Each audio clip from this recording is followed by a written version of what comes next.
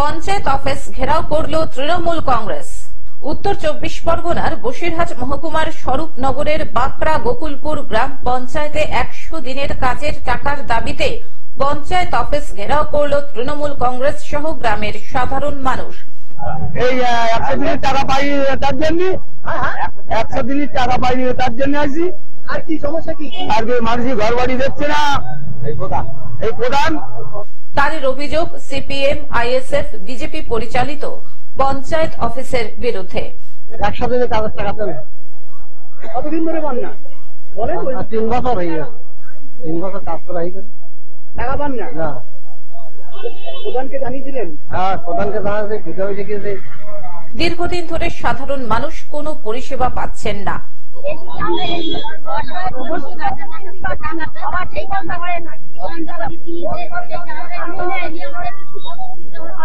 এর আগে টাকা পেতেন?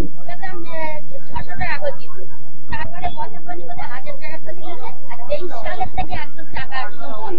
সাল থেকে আপনার টাকা পাননি, কেন পাননি?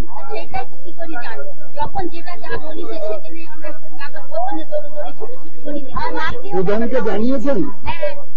পঞ্চায়েতের ট্যাক্স বাবদ সাধারণ মানুষের কাছ থেকে বেশি করে টাকা নেওয়া হচ্ছে।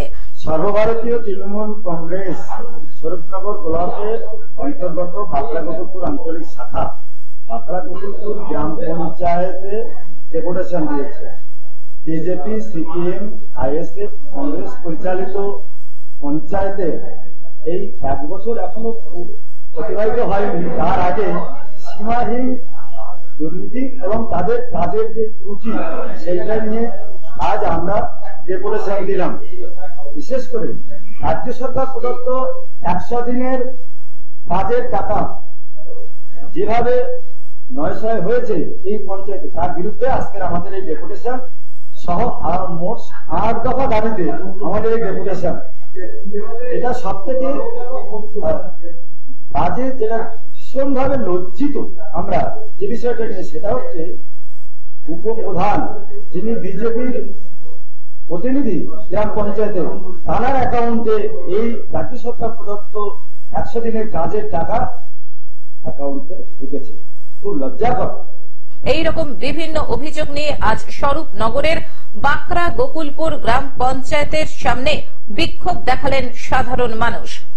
দেখুন, ডেথ সার্টিফিকেট আমরা যারা মৃত তাদেরকেই দিয়েছি, এরকম আপনি যেটা বলছেন ওরকম আমরা দিই, এরকম যারা মৃত তাদেরকেই আমরা দেখিয়েছি এরাই মৃত।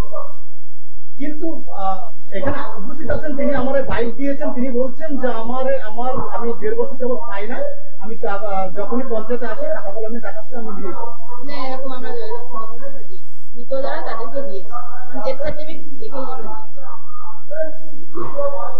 100 দিনের টাকা নিয়ে কি বলবেন? 100 দিনের টাকা দীর্ঘদিন যাবত পাচ্ছে না, এটা কেন্দ্র সরকার বন্ধ করে রেখেছিল, রাজ্য সরকার কিছু টাকা দিয়েছে, সেখানে যেটা অভিযোগ সেই টাকা আপনারাও ঠিকঠাক বন্টন করতে পারছেন না। যাদের ডকুমেন্টস ঠিক আছে আমরা দিয়ে দিয়েছি, কিছু কিছু অ্যাকাউন্টের সমস্যা আছে, সেইগুলো আমরা মানে কি বলে ওটা খোঁজ খবর নিয়ে আমরা আবার থাকছি, ভিডিও অফিসে পাঠাচ্ছি। বসিরহাট থেকে শ্যাম বিশ্বাসের রিপোর্ট, গ্লোব নিউজ। এখন থেকে গ্লোব টিভি দেখুন আপনার স্মার্টফোনেও। গুগল প্লে স্টোর অথবা অ্যাপল স্টোর থেকে ডাউনলোড করুন গ্লোব টিভি লাইভ অ্যাপ। এছাড়াও জিও টিভি অ্যাপ থেকেও দেখুন গ্লোব টিভি লাইভ।